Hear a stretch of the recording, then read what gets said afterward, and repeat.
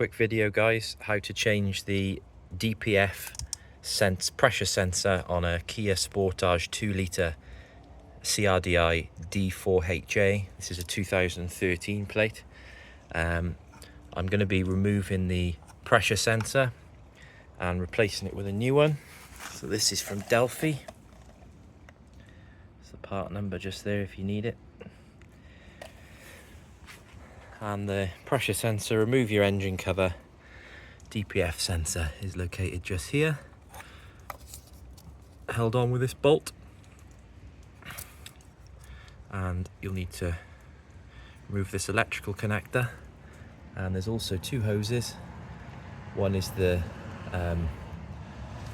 pre-DPF, one is post.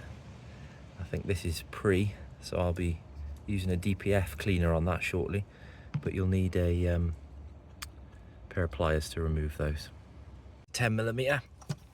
Just go ahead and slacken that off. There's a captive nut which should hold the bolt in position.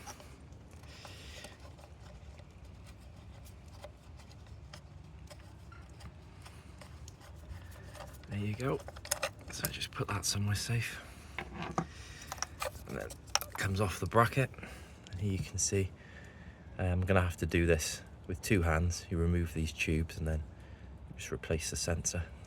Here's the two parts side by side. This is the old part. It's actually made by Denso. The old part number there in case you need it. New part number is Delphi.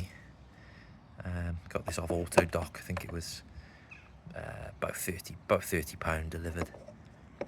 So let's go ahead and fit the new one. Got our pipes and clips back in place. And what we're going to do now is just tighten it back up and retighten this 10mm bolt here. We're just going to tighten this bolt up now.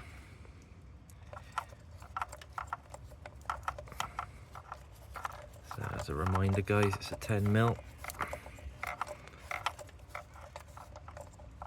Probably don't need to go crazy with this one because it's only holding the pressure sensor in place. Just give it a slight nip up with this ratchet. There we go. Okay, so that's back in place, and you take your connector, make sure you've got it the right way round, so the push tabs go on the top. Refit, and that's it.